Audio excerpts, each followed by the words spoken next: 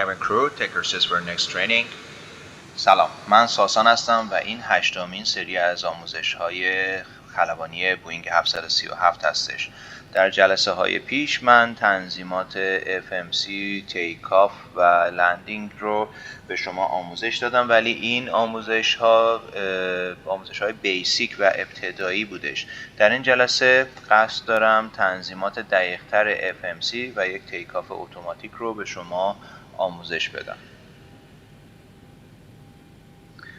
خب مثل جلسه پیش تو قسمت پوزیشن میایم، پوزیشن اینیشیال رو میزنیم. در این برنامه قصد دارم که از فرودگاه هیترو لندن به فرودگاه بیرمنگهام برم. پس کد فرودگاه لندن رو میزنم، EGLL، روت رو میزنم، پیست میکنم در این قسمت. فرودگاه بیرمنگهام EGBB هست. از رانوی 27L قراره تیک آف بکنم. اکتیویت رو میزنم. به قسمت پرفورمنس اینیشیال میرم. خب در اینجا ZFW ما یا زیرو فیل ویت ما 60.35. ریزرو ما 10/88، یعنی 1/08 هست که من اون رو 1/1 می نویسم. معمولا این رو یک کمی به بالا روند میکنیم برای محکم کاری. کاست ایندکس ما 67. همه اینا در صفحه اول فلایت پلن شما هستش. خب تا ارتفاع 14,000 پایی یعنی 140 FL ما اوج خواهیم گرفت.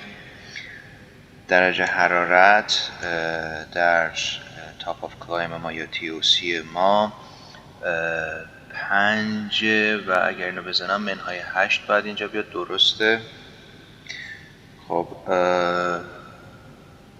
اوریج ویند ما 296.16.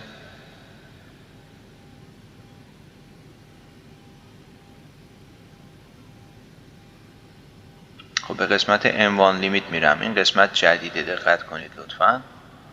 در قسمت M1 لیمیت سل یا اسیوم تمپرچر خودتون رو شما از کجا میتونید به دست بیارید؟ توی برنامه جدیدی، قسمت جدیدی توی سیم بریف اضافه شده به اسم تیک آف پرفورمنس که شما از اونجا میتونید سل تمپرچر یا اسیوم تمپرچر خودتون رو به دست بیارید. در اینجا 44 هستش،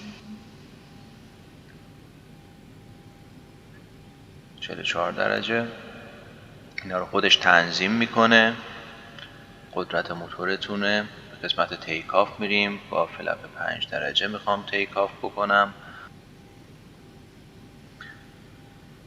سنتر آف گراویتی خودتون رو شما میتونید از قسمت ویت اند بالانس نگاه بکنید. سنتر آف گراویتی ما 25.2 هستش.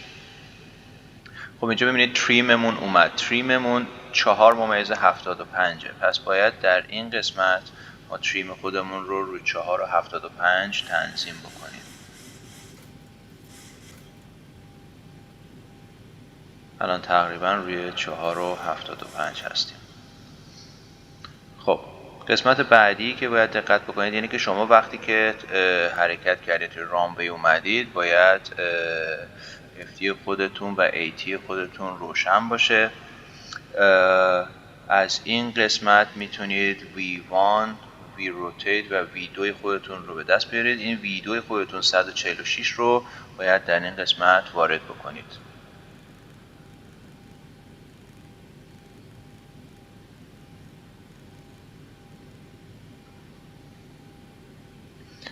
خب همونجور که من توضیح داده بودم در برنامه‌های پیش، V1 سرعتی هستش که شما تا زیر اون سرعت میتونید هواپیما رو نگه دارید و تیک آف نکنید، ولی بعد از این سرعت دیگه شما تا انتهای بان نمیتونید هواپیما رو نگه دارید و مجبورید که تیک آف رو انجام بدین.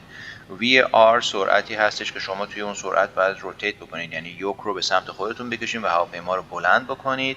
و V2 سرعتی هستش که شما معمولا باید تا 400 پایی یا 1000 پایی با این سرعت ارتفاع بگیرید. این سرعتی هستش که اگر یکی از موتورهای شما از کار افتاد، شما به صورت مطمئن میتونید با یک موتور هم عملیات تیک آف و ارتفاع گرفتن خودتون رو انجام بدین. خب پس V2 رو به قسمت اتوپایلوت خودمون اضافه کردیم. 146 رو به قسمت روت میرم.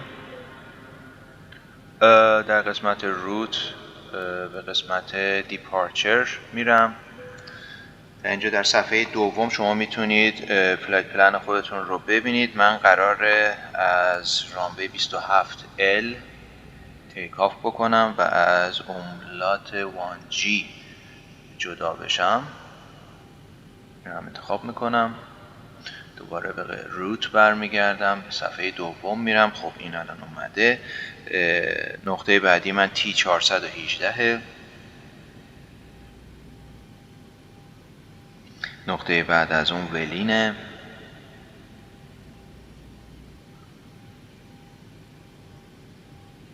و نقطه بعد از اون همل 1B. خب پس به قسمت ارایول میرم. از اینجا همل 1B رو انتخاب میکنم و تو رانوی 33 میخوام بشینم. این رو هم انتخاب کردم. به قسمت روت برمیگردم. میبینید که اینجا یه دونه دیسکانتینیوتی داریم. خب برای اینکه این دیسکانتینیوتی رو ببریم، از بین ببریم، چیکار میتونیم بکنیم؟ روی این قسمت همل کلیک میکنیم. این پایین همل کپی میشه و روی این قسمتی که خالیه دوباره کلیک میکنم. پس این دیسکانتینیوتی اینجوری میتونه از بین بره و ما دایرکت از ولین به همل خواهیم رفت به این صورت.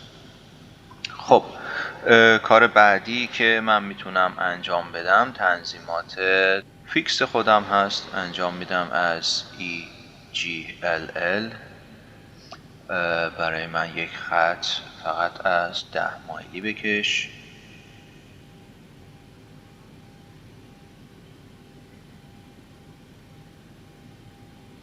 صفحه بعد میام EGBB. برای من یک خط از 5 مایلی، یک دایره از 10 مایلی و یک دایره از 15 مایلی میخوام که بکشه. خب تو قسمت دستینیشن شما از این قسمت 240 FL 100 شما میتونید ببینید که میگه زیر 10,000 پا باید سرعت من 240 باشه که این قوانین 240 نات قوانین امریکا هستش. الان من در اروپا هستم. در اروپا قوانین 250 نات زیر 10,000 پاست. این رو میتونم بکنم 250. به قسمت فورکست میرم. در قسمت فورکست شما میتونید از فلایت پلن خودتون صفحه 6 از قسمت دستینیشن ببینید. خب من اینا یه دونه از 310 پایی میزنم، یعنی 3100 پا. یه دونه از 2000 پایی میزنم، یه دونه از 100. خب باد خودم رو در این ارتفاع ها می نویسم. 272 و 27.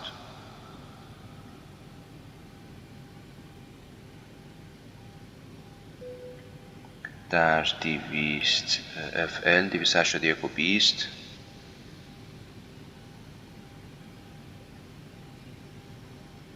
و در 1000 پایی 280 20.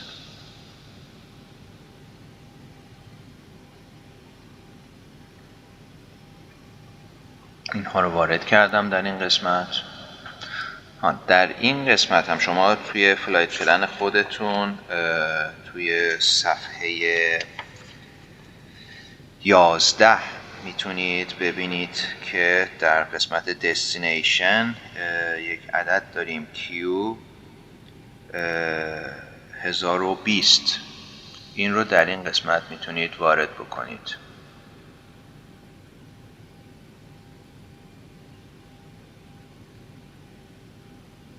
خب به قسمت legs میرم ببینم آیا جای قطع شدگی داریم یا نه. خیر نداریم.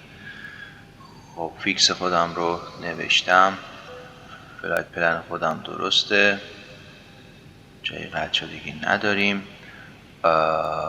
دستینیشن خودم رو اطلاعاتش رو در فورکست دادم.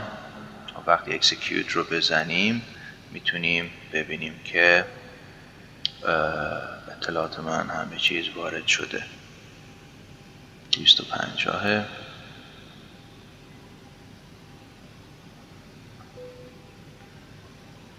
روت رو هم اکسیکیوت میکنیم. خب الان تنظیمات FMC ما تنظیمات کاملش انجام شده. خب برای تیک آف من اتو بریک خودم رو حالت RTO قرار میدم. انجین استارت های خودم رو حالت کانتینیوس قرار میدم. فلپ خودم رو روی 5 درجه میذارم. منتظر میشم تا فلپم به 5 درجه برسه. در این قسمت هست. خب رو 4.75 بود تریم من، درسته.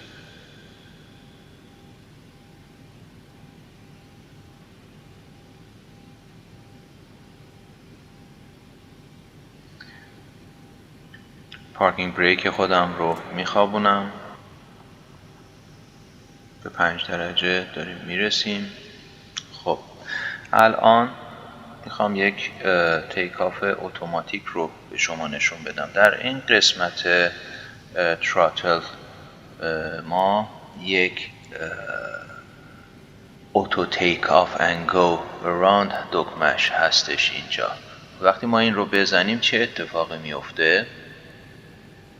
به صورت اول قبلش باید البته خب رو 40% تنظیم بکنیم گاز خودمون رو.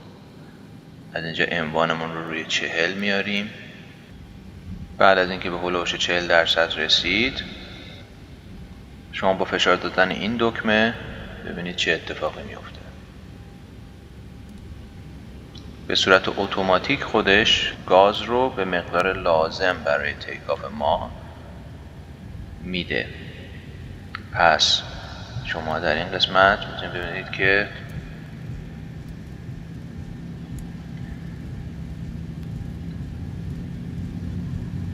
گاز ما چند درصد هست؟ میبینید 80%. تا انتها گاز نمیده چون به موتور فشار میاد. 80 شد.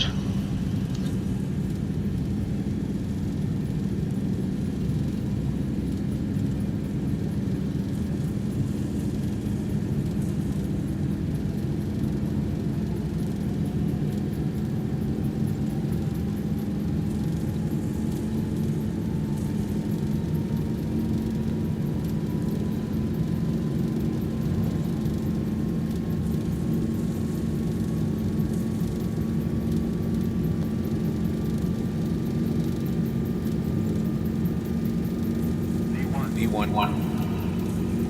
Rotate.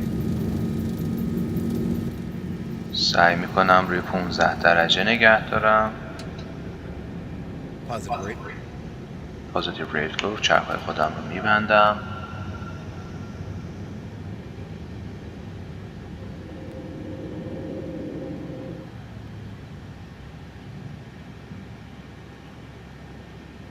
چراغ‌های چرخام خاموش شد. چرخم رو حالت آف قرار میدم. روشن میکنم. به 400 پایین رسید. گاز رو بیشتر کرد خودش و دکمه کامند رو میزنم. هواپیما الان رو حالت اتوپایلوت قرار داره.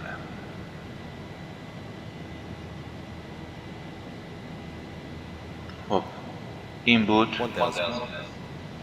نحوه صحیح تنظیمات FMC و یک تیک آف اتوماتیک. امیدوارم براتون مفید بوده باشه. تا برنامه آینده، خدا نگهدار.